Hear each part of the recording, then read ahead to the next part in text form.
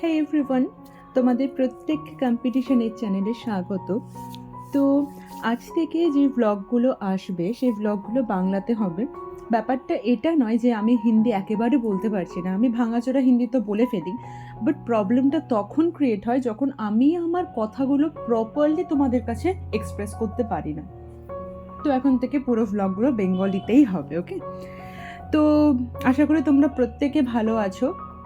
আমি খুব একটা ভালো নেই, মানে আমার মন ভালো নেই, আমার শরীর ভালো আছে। আজকে আমার মন ভালো নাই, কারণ হচ্ছে আমার চশমা হারিয়ে গেছে আর আমি চশমা ছাড়া একদম অচল। বাট লাকিলি আমি দুটো চশমা নিয়ে এসেছিলাম, বাট আমার ঘর থেকে আমার চশমা উধাও হয়ে গেছে।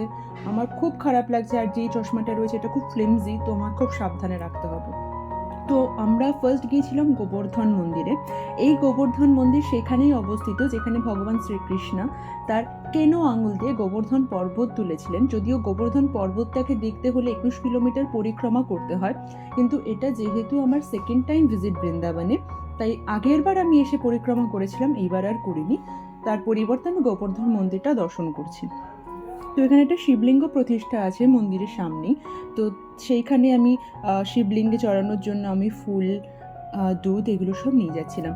এবং গোবর্ধন মন্দিরে তোমার এইটুকু এরিয়াতে ভিডিওগ্রাফি অ্যালাউ থাকলেও বিগ্রহটাকে তোলার কোনো পারমিশন ছিল না। তো আমি টুকটাক ফুটেজ নিতে পেরেছি, কিন্তু একেবারে সামনে যেটা দেখতে পাচ্ছ, সামনে একটা ছোট্ট জায়গা যেখান থেকে আলো আসছে একদম সোজা, সেইখানে বিগ্রহ প্রতিষ্ঠা আছে। এবং বিগ্রহ হচ্ছে তোমার শ্রীকৃষ্ণ দাঁড়িয়ে আছেন এবং তার কেনো আঙুলে গোবর্ধন পর্বত নিয়ে দাঁড়িয়ে আছেন উনি। তো সেটা অ্যালাউ ছিল না বলে আমি এরকম চুরি চামারি করে আমি কখনো, দেখবে না তোমরা যে আমি ফুটেজ নিয়েছি, আমি সবসময় তাদের রুলস অ্যান্ড রেগুলেশনসকে রেসপেক্ট করে এসেছি, আজও করি। তারপর আমরা চলে গিয়েছিলাম আরেকটা জায়গার উদ্দেশ্যে। দেখো, আমরা গিয়েছিলাম বারসানা এবং নন্দগ্রাম। এই দুটো জায়গা কেন বিখ্যাত আমি তোমাদের বলবো, অনেকেই হয়তো জানো। আরেকটা জায়গা যাওয়া যায়, হ্যাঁ, আমরা এর আগে গিয়েছিলাম মথুরা, কংসের কারাগার, যেখানে ভগবান শ্রীকৃষ্ণ জন্মেছিলেন। ওর সাথে একটা পুরো মসজিদ থাকার জন্য না ভিডিওগ্রাফি মানে খুব স্ট্রিক্ট, ওখানে সব কিচ্ছু অ্যালাউ নেই। তো এটা হচ্ছে বারসানা, একদম পাহাড়ের ওপরে। আমরা ওখানে উঠেছি, সব দেখাচ্ছি ওখানকার। এবং এইখানে হচ্ছে যখন রাধারানীকে তার বাবা নিয়ে আসেন। দেখো, রাধারানীর জন্ম এক জায়গায় হয়েছিল, উনি লালন পালন হয়েছিলেন বারসানাতে একটা টাইমের পরে। ঠিক যেমন কংসের কারাগারে আমাদের ভগবান শ্রীকৃষ্ণ জন্মেছিলেন, সেখান থেকে মথুরা থেকে তোমার হচ্ছে গোকুল থেকে নন্দগ্রাম, ব্যাপারটা ওই রকমই। তো এইরকম 150টা সিঁড়ি উঠতে হয়, 150টা সিঁড়ি নামতে হয়, 300টা সিঁড়ি। সেই জার্নি আমি স্টার্ট করেছি। একদম ওপরে হচ্ছে গিয়ে বারসানার ওখানে পুজো হয়, এবং আমি রাধারানীর পুজোর জন্য আমি ফুল, মালা, প্রসাদ সব নিয়ে নিয়েছি। এবং আমি এর সাথে অরিজিনাল সাউন্ড ক্লিপটা অ্যাটাচ করে দিচ্ছি, তাহলে তোমরা বুঝতে পারবে যে ভিতরের অ্যাটমসফিয়ারটা ঠিক কেমন থাকে এবং কতটা ভিড় থাকে এখানে। তো সবাই একবার বলো রাধে রাধে।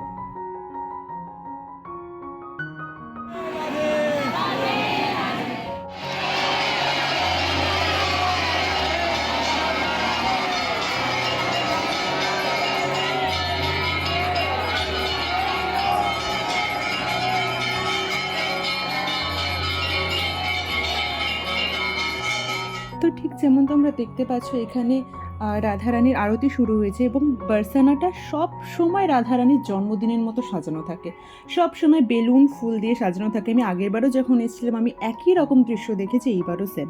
তো আমি বলে দিই, যারা এই বারসানার মন্দিরে আসবে তারা চেষ্টা করো 2টোর আগে আসার, কারণ 2টো থেকে 5টা অবধি বন্ধ থাকে। 2টোর আগে আসলে তোমরা মোটামুটি 1:30টা থেকে 2টোয় আসলেই আরতি দেখতে পারবে, এবং নয়তো তারপরে 5টার পরে তোমাদের দেখার সুযোগ হবে রাধারানীকে। ওপর থেকে পুরো বারসানাটাকে দেখা যায় এবং ঠিক এই রকম দেখায়। এবং এরপর আমরা চলে গিয়েছিলাম প্রেম কুণ্ড বা প্রেম সরোবরে। মান্যতা আছে যে এখানে আমাদের শ্রীকৃষ্ণ এবং রাধারানী একসাথে বসে সময় কাটাতেন। তো এরপরে গেছি কীর্তি মন্দির। আমি কীর্তি মন্দিরটা তোমাদের দেখাচ্ছি, বাট বলে দিই 2টো ওয়েতে তোমরা যেতে পারো, 2 দিন টাইম লাগে, মানে একদিন ওইদিকে একদিন এইদিকে ঘুরতে হয়। একদিন যেটা আমরা গেছিলাম বারসানা নন্দগ্রামে, আরেকদিন হচ্ছে মথুরা, গোকুল, এইসব জায়গায়। প্রত্যেকটার চিহ্ন আছে, প্রত্যেকটা প্রমাণ আছে। এরপরও নাস্তিকরা বলবে এটা আমাদের মাইথোলজি, এটা গল্প, এরকম কিছু ছিল না। বাট যারা আমার মতো আস্থা রাখে ঈশ্বরের উপর, তারা জানে যে এটা আমাদের প্রাচীন ইতিহাস, যেটা অলরেডি ছিল এবং ভগবান শ্রীকৃষ্ণ এক্সিস্ট অলরেডি করতেন, আজও করে। তো যাই হোক, এটা সম্পূর্ণ আলাদা টপিক, যার যার বিশ্বাস তার তার কাছে, তাই না? তো এই কীর্তি মন্দির, এটা বার্সানাতে যাওয়ার পথে পড়ে। এই কীর্তি মন্দির আমার বৃন্দাবন তথা বার্সানার সব থেকে প্রিয় জায়গা। এর গেট থেকে শুরু করে প্রত্যেক কণায় কণায় যে আর্ট আমরা দেখতে পাই, যে খোদাই করা সুন্দর দৃশ্যগুলো দেখা যায় না, জাস্ট অসাধারণ। এবং এই মন্দিরটাতে একটা আলাদা শান্তি আমি পেয়েছি। ফার্স্ট আমি পেয়েছি নিধিবন, ওখানকার এক্সপিরিয়েন্স আমি জানি। যারা বৃন্দাবন যাবে প্লিজ চেষ্টা করবে ভোর 5টার সময় যে আরতি হয়, মঙ্গলা আরতি, ওইটা একবার দেখতে। ভোর 5টা 4টেতে গিয়ে লাইন দেয়, তো প্লিজ মঙ্গলা আরতিটা তোমরা দেখে নিও। তো এই মন্দিরটা কীর্তি মন্দির সকাল দুপুর 12টা থেকে বিকেল 4:30 অবধি বন্ধ থাকে। আমরা একটু আগে যাওয়াতে দাঁড়িয়ে থাকতে হয়েছে এবং অলরেডি তোমরা দেখেছো যে কেমন ভক্তের সমাবেশ ঘটে ওখানে। এরপর আমরা যাচ্ছি নন্দগ্রাম, অর্থাৎ যেখানে শ্রীকৃষ্ণর নন্দ বাবা তাকে নিয়ে এসেছিলেন এবং তিনি সেখানে বড় হয়েছেন। তার বাড়ি এখানে, যতদিন অবধি তিনি কংসকে বধ করার জন্য অন্য জায়গায় গিয়েছিলেন। তো এইটা হচ্ছে সম্পূর্ণ তার বাড়ি।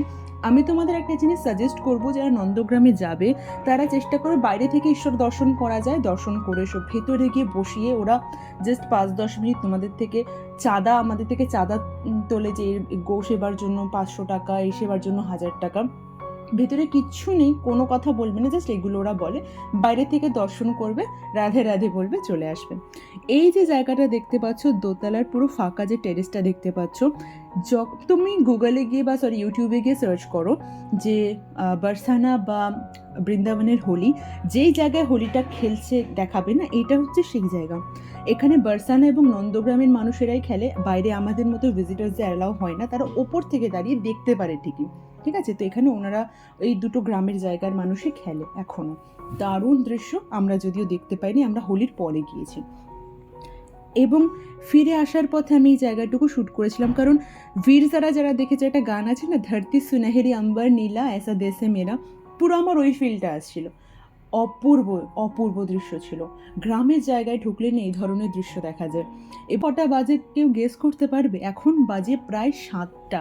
যেখানে 7টার সময় আমাদের ওয়েস্ট বেঙ্গলে পুরো অন্ধকার নেমে যায়, সেখানে কিন্তু পুরো মানে রোদটা জাস্ট পড়েছে অবস্থা, মানে কেউ ঘড়ি না দেখলে বিশ্বাসই করতে পারবে না যে অলরেডি 7টা বেজে গেছে। তো এই ছিল আমাদের পুরো জার্নি বৃন্দাবনের। দেখো, এছাড়াও আমরা অনেক জায়গায় দেখি, যেমন নিধিবন দেখেছি, আরও অনেক মন্দির দেখেছি, ইসকনের টেম্পল আছে, অনেক কিছু আছে।